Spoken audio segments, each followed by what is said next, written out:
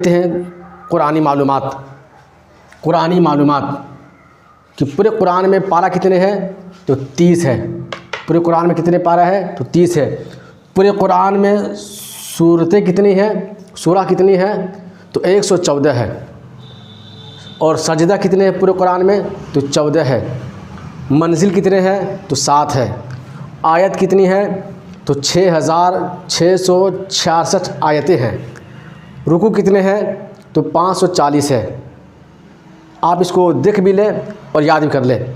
उसके बाद सूरतों के मुतालिक कुरान पाक का दिल कौन सी सूरह है तो जवाब होगा सूरह यासीन। कुरान पाक का खूबसूरती क्या है? कुरान पाक का खूबसूरती क्या है तो सूरह रहमान है। क्या है? सूरह रहमान।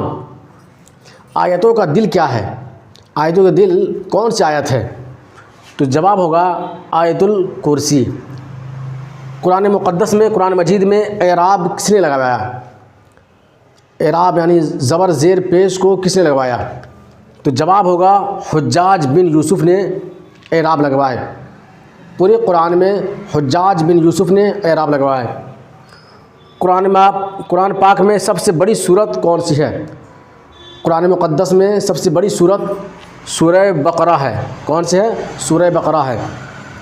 कुरान पाक 22 साल 5 माह 14 दिन में नाजिल हुआ।